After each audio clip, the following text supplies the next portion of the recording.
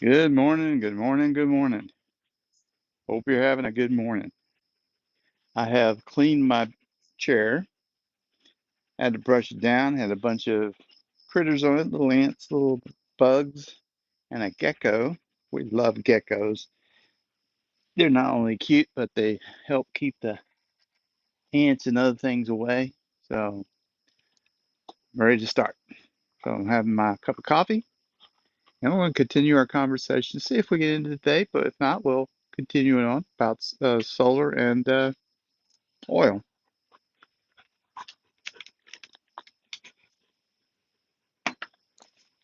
Uh, We talked a little bit about history, and want to continue on a little bit more and where we're at when it comes to solar and oil.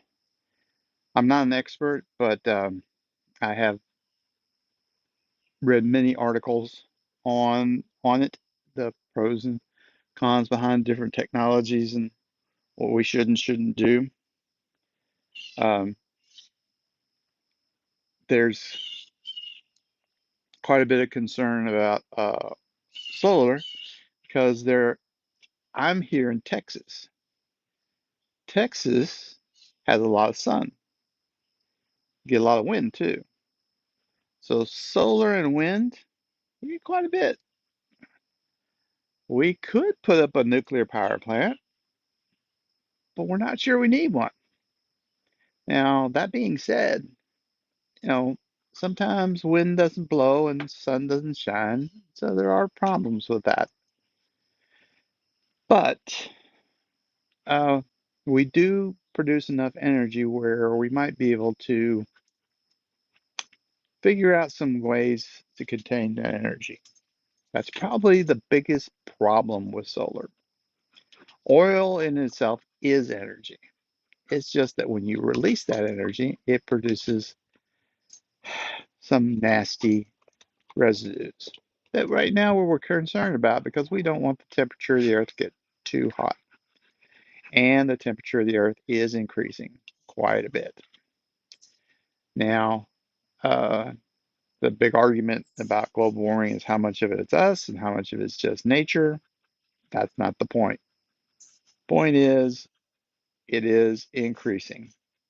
And if you're one of those people, like myself, that would like to minimize their impact on the world that we have around us, then solar and energy storage are a big uh, concern that you would have, and you would want to try to get that as best as optimal as possible, given what we can do right now. And there's two big problems that we have. One is we don't have the infrastructure to create large amounts of batteries. We don't have the infrastructure to store off energy in a lot of different ways. We've never been much of an energy store. We've been an energy generator. So there's a lot of change. Energy is big. It's used by lots of people. You can't just change that overnight. It takes a plan, takes decades to get things rolling in the right direction and keep them rolling. So there's quite a bit of work ahead. Now, oil, on the other hand, we've got the infrastructure, we've got the stuff we need.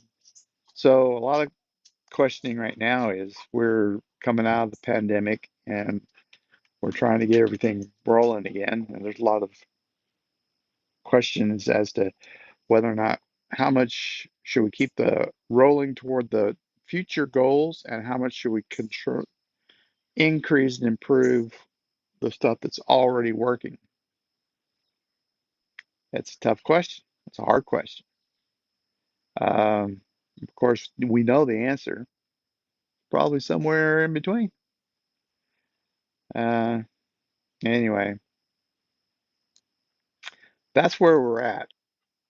And I think I want to end on that as far as technology is concerned. I would encourage you to look up stuff. The uh, if you're really interested in things that have to do with solar, don't look up solar. Solar is pretty much becoming a what they call a mature industry. It's become very mature. Now, the thing that's really interesting is batteries. So if you want some interesting reading, you should read about the different battery technologies and different things with batteries that are going on. There's a lot of research. And the best thing about batteries, I'm going to add this. I said I was going to get to a close, but good catch, Luna. But one thing that we should note about batteries, almost all batteries are what you call base elements. They are uh, nickel, iron, lithium. Ugh, I almost couldn't get that one without getting my big butt up. And one of the things as we mine and create these, which causes a lot of concern because we don't like the mining aspect. We think about that destroying nature. But once we get those out, get them in, we can recycle because all those base metals are that. They're on the periodic table. They are, they can be recycled. So there will be quite a bit of recycling going on. I got a decade or two into this because we'll get a lot of this stuff hammered out and get ourselves into a good cycle of energy, using the energy from the sun, storing it in the batteries. Batteries degrade over time, taking those elements and reusing them. That's the plan. And there's no scientific reason why that can't be the plan. So hopefully 10 years from now, I'll be taking whatever battery I have on the side of my house and turning it in and getting a new battery that I can charge up. All right. Empathy. Like I said, empathy is really important because empathy helps us get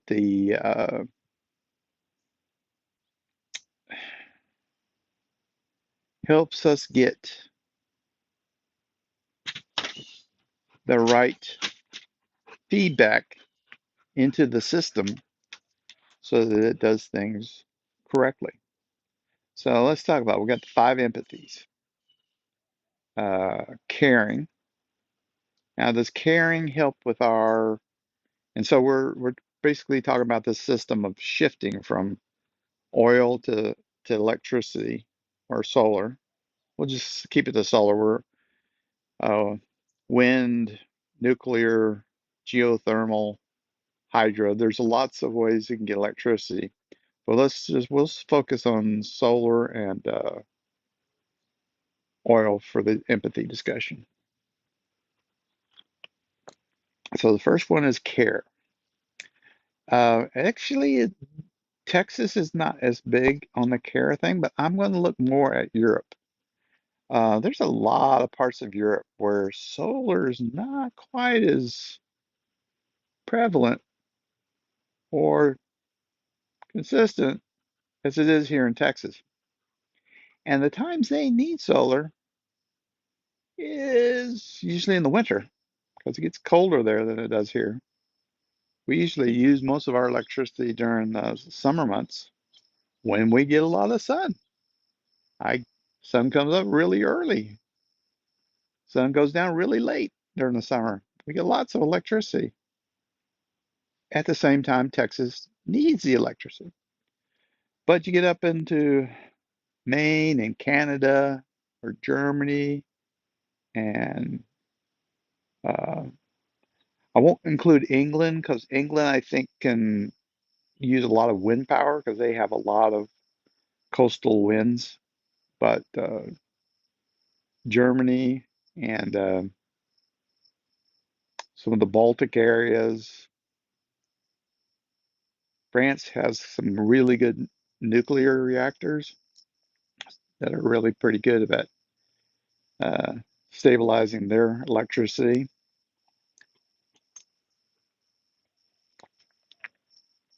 The well, oh, let's see. I'm sorry. So the empathy. So caring. Yeah, seeing people freeze on a cold winter day when there was only 6 hours of sun that day, that's not good. Not good for solar at all. Leads you to leave maybe keeping the oil and stuff like that around, especially for the winter stuff, might be a good plan. So I'm not trying to resolve this. Gotta get a ball. You threw it way over here. You threw it way into the dirt over there, Luna.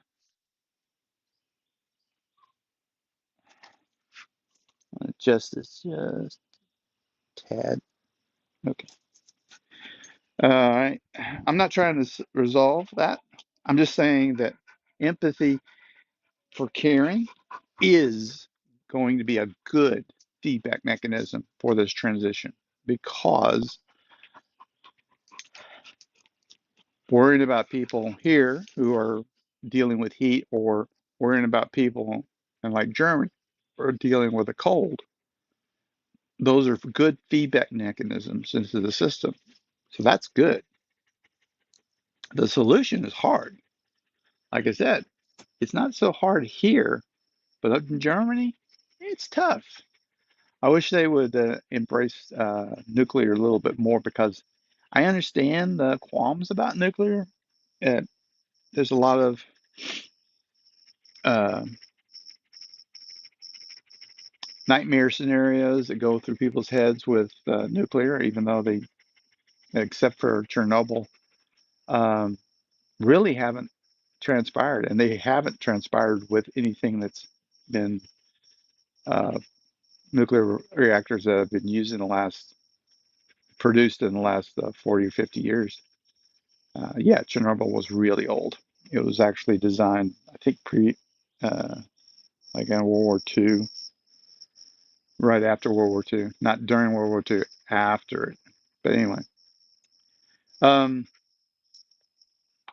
so care, empathy for care in this transition, the system that we're going through and trying to modulate. It's really crucial for long-term energy needs. Looks like it's a good indicator. Fairness, another one I think is really good because I pay for my electricity. Most people do. Most people pay for their electricity. So having expensive electricity, expensive um,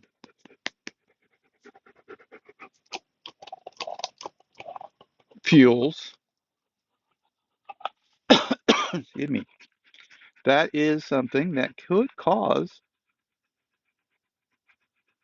quite a bit of unfairness because, not because so much that somebody pays more than the next person over, that's not the case, but as a percentage of their wealth, it can vary significant. An electric bill for me, where I'm middle income, is going to be not as impactful as it would be for somebody that's only making $15 an hour. So, yes, fairness is a big concern too. The solution to that is typically, a lot of countries have done this, where they will uh, supplement the energy to keep the prices down, which a lot of times helps them and me, but it doesn't help me as much because, like I said, less. So in some ways, it works out pretty well. So there are solutions to that. Not cheap ones, not cheap ones, but there are solutions. Excuse me. So caring and empathy work really well in our system. Uh, got loyalty, authority, and sanctity. Um, let's talk about sanctity first, because I really don't know how much sanctity is prevalent. There is some, because here's the thing: is this there's a lot of people that have invested a lot of money, time, effort in creating things that work with the oil industry, and what happens when that goes away does have a lot of impact. So there's some sanctity. There's a little bit of sanctity there about, you know, taking care of the those people that did that, that went out on a limb, only to have the limb sawed off at the edge on the end of the tree by some guy from the government. Has happened. So there's a little bit of sanctity there. But I can't wrap my head around how that feedback mechanism will be very impactful. We're not usually super concerned about people like that because we tell them they should make the transition, work with the transition. And yeah, that's part of business is you got to be able to change and flow. You know, the age-old thing. Well, yeah, the buggy whip manufacturers went out of business. Sorry, but we're not going to drive horses all the time, and we're not going to just support your industry because you put a lot of money into buggy whips. That's kind of a classic old thing, but it's a little bit true. Um, I really love business people, businessmen that start a business, and I wish I could be a little bit more um, thoughtful toward them. But that's part of their difficulty, right? Making that plunge into the abyss and hoping to come up with not only some air but a little bit of good fortune. I drink to you guys that are in business, especially small business. I cheer you very much. Thank you for all you do. So we got authority and we have loyalty. Let's do authority last because that's the one that's kind of messes with people the most when it comes to a lot of this stuff. She dropped the ball. Oh, there it is. I can find it. I got to get my butt up. All right. Guys like it when I do this with a hat so you can't see my bald head. I'm not bald, but I got a little bald spot up there. Gets bigger as I get older. Anyway, so the yay, that was a really good job, Luna. She put it right where I could get it easily. Um, so authority we'll do last. Loyalty we do first. So when I first started getting interested in electric vehicles, and my wife and I owned a hybrid for a while before it got in an accident, and we were unable to buy another one because of supply constraints. But we liked the hybrid. We loved getting uh, about 55 miles to the gallon, and it was performance was good. We liked it quite a bit. That being said, one of the reasons why I like doing it, I'm a little bit of a nerd. I like to do new technology, but I'm not like a cutting edge nerd. I'm not super cutting edge, so just a little bit of nerdiness in my uh, stuff. But the um,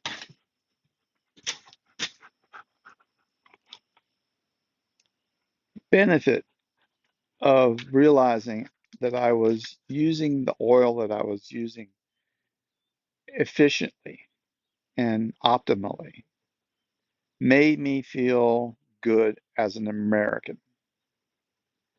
And there, some people don't get that because America is muscle cars. We love our muscle cars. We like our Hummers and stuff like that. Yeah, but the world is a less safe place if we Americans don't keep the cost of oil down. Now, you can have two options in that, right? You can use less or you can produce more. The US could produce more. We have a lot of oil in our that we can pull out, especially with fracking.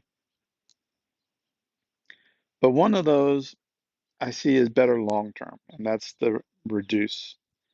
Because I don't think you need to give up on quality of life, but I think there's a lot you can do with the technologies we have to make your energy efficiency and things like your automobile, lots of other things better. And I want to lean on that side. And that's my choice. It's what I chose. I'm not a muscle car guy. I was when I was young. I loved muscle car. I asked my dad to buy a muscle car. Didn't get one, even though I paid for it. It was kind of funny. But yeah, he actually, the deal was I was going to pay, I paid for the car. He paid for my insurance because insurance, as you guys know, for a young man, expensive. He says, I'm going to handle that because I want you insured. I don't want you going to a cheap policy. So I will handle the insurance. But you will pay for the car, gas, maintenance. That's your job. So I did that. So, anyways, so the muscle car was out. Insurance was very high for it. But I think mostly he didn't want me injured. He was afraid I would use it inappropriately. Anyway, back to the subject, loyalty. I felt loyalty to my country when I bought the hybrid. I felt loyalty to my country when I got the solar panels. I did it because I love the United States. I love, love, love this country. So there's a lot of loyalty there that I personally have. I know a lot of people that are loyal to the United States that would not agree with my opinion, but that's okay. Everybody serves, everybody helps in different ways. And when I explain to them why I did it, they can't say that's wrong. They just don't see it as clear cut as I do. So that's just the way it is. That's why we are an interesting mix of people here in the United States. Last one, and we'll be done. Authority. Authority is the one that probably messes with people the most.